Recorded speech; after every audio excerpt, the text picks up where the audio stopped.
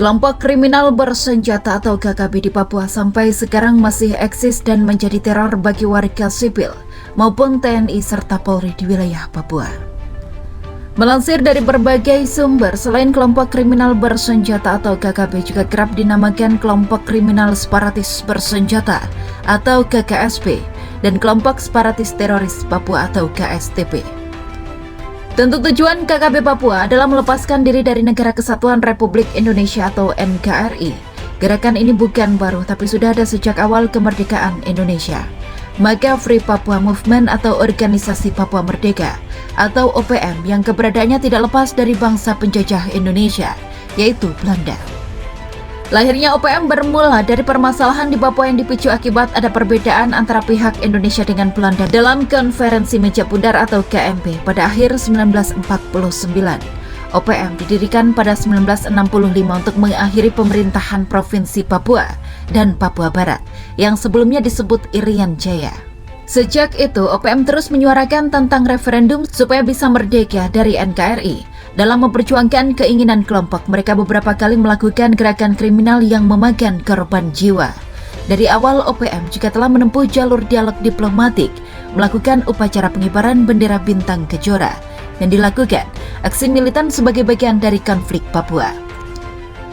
Pendukung secara rutin menampilkan bendera bintang kejora dan simbol lain dari kesatuan Papua seperti lagu kebangsaan Hai Tanahku Papua dan lambang negara yang telah diadopsi pada periode 1961 sampai pemerintahan Indonesia dimulai pada Mei 1963 di bawah. OPM didirikan bulan Desember 1963 dengan pengumuman kami tidak mau kehidupan modern, kami menolak pembangunan apapun, rombongan pemuka agama, lembaga kemanusiaan, dan organisasi pemerintahan tinggalkan kami sendiri. Kelompok separatis mengibarkan bendera bintang kejora Papua Barat pada tanggal 1 Desember setiap tahunnya. Tanggal tersebut mereka anggap sebagai hari kemerdekaan Papua. Kepolisian Indonesia berspekulasi bahwa orang-orang yang melakukan tindakan seperti ini bisa dijerat dengan tuduhan pengkhianatan yang hukumannya berupa kurungan penjara selama 7-20 tahun di Indonesia. Menanggapi hal tersebut, Nicholas Jowe dan dua komandan OPM, Sejafet Romkarem dan Jacob Henry Prai, berencana mendeklarasikan kemerdekaan Papua pada tahun 1971. Tanggal 1 Juli 1971, Romkarem dan Prai mendeklarasikan Republik Papua Barat dan segera merancang konstitusinya.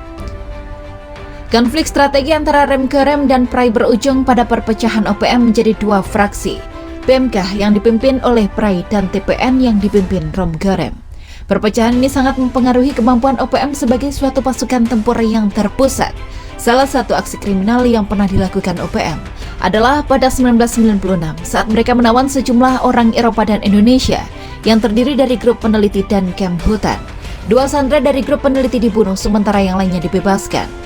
Karena aksinya, OPM kerap dicap sebagai organisasi kriminal. Oleh karena itu, istilah OPM kemudian diganti menjadi KKB atau kelompok kriminal bersenjata.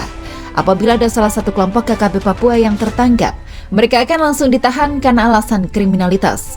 Karena tujuan KKB adalah ingin melepaskan Papua dari NKRI. Maka kelompok ini dianggap sebagai gerakan separatis yang dapat mengancam keutuhan negara.